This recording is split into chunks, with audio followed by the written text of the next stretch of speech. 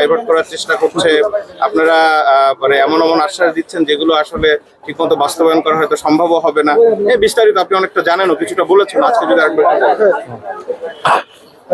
আসসালামু আলাইকুম প্রিয় সাংবাদিক ভাই ও বোনেরা এবং প্রিয় এলাকাবাসী এবং প্রিয় যারা শুনতেছেন বাংলাদেশের বিভিন্ন জায়গা থেকে, জাতীয় নাগরিক পার্টি এনসিপি এবং 10 দলীয় নির্বাচনী ঐক্যের পক্ষ থেকে সবাইকে শুভেচ্ছা জানাচ্ছি।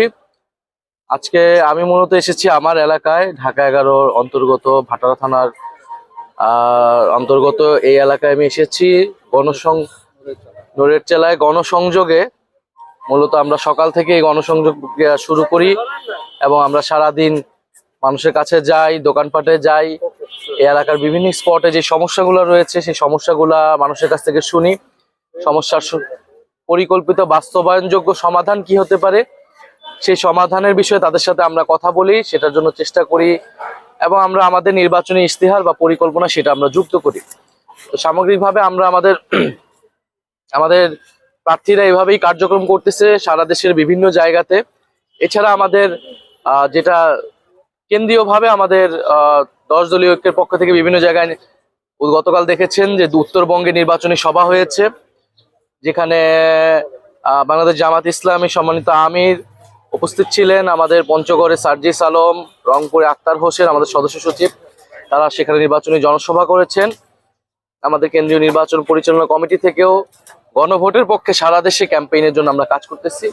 তা আমরা পাশাপাশি আমাদেরকে ভোট দেওয়ার গুরুত্ব এবং গণভোটের গুরুত্বটা আমরা মানুষকে বোঝাচ্ছি এবং আমরা মানুষকে উৎসাহিত করছি যাতে মানুষ 16 বছর পরে যেহেতু একটা সুষ্ঠু নির্বাচনের পরিবেশ তৈরি হয়েছে, মানুষ যাতে নির্বিঘ্নে নির্ভয়ে উচ্চমুখর পরিবেশে ভোট দিতে আসেন। এবং কারণ এবারের ভোটটা একেবারেই নতুন এবং বাংলাদেশের ভাগ্য পরিবর্তনের ভোট, যেহেতু গণভোটও একসাথে হচ্ছে, মানুষ যাতে এই ভোট কোনোভাবেই এই ভোট প্রদানে ভয় না পায়। কারণ আমরা দেখছি বিভিন্ন এলাকায়, ইভেন আমার এলাকাতেও এক ধরনের ভয়ের পরিবেশ তৈরি করে রাখা হয়েছে এখানে, এবং এখানে কোনো ধরনের আচরণবিধি এর আগেও মানা হয়নি, এখনো মানা হচ্ছে না। পোস্টার থেকে শুরু করে এই বিদ্যুতের তারে পোস্টার ঝুলানো হচ্ছে এবং আমাদের যেই ব্যানার বা বিভিন্ন জায়গায় আমরা আচরণবিধি মেনে যতটুকু আমরা প্রচারণা কার্য করছি সেখানে বাধা দেওয়া হচ্ছে, ব্যানার ছিঁড়ে ফেলা হচ্ছে। এবং আপনারা দেখেছেন ইতিমধ্যে ইলেকশন কমিশনের চাপ প্রয়োগ করে গণভোটে প্রচারণার জন্য শোকজ তারা নিয়ে এসেছেন বিএনপির পক্ষ থেকে, অথচ তারা নিজেরাই আচরণবিধি কিন্তু কোনোভাবেই মানছেন না। এবং বিভিন্ন জায়গায় এই যে ফ্যামিলি কার্ড, কৃষক কার্ড ইত্যাদির নামে আসলে এক ধরনের ভোট কিনার এক ধরনের আসলে এটা প্রক্রিয়া, এক ধরনের কৌশল তারা আসলে অবলম্বন করতেছে। এটা আসলে কিন্তু মানুষ আসলে এটাতে আসলে অত রেসপন্স করতেছে না। আমরা মানুষের সাথে কথা বলতেছি, মানুষ আসলে এগুলা বিশ্বাসও করতেছে না। কারণ মানুষ এর আগেও এই ধরনের মিথ্যা প্রতিশ্রুতির কথা বিভিন্নভাবে শুনেছে। মানুষ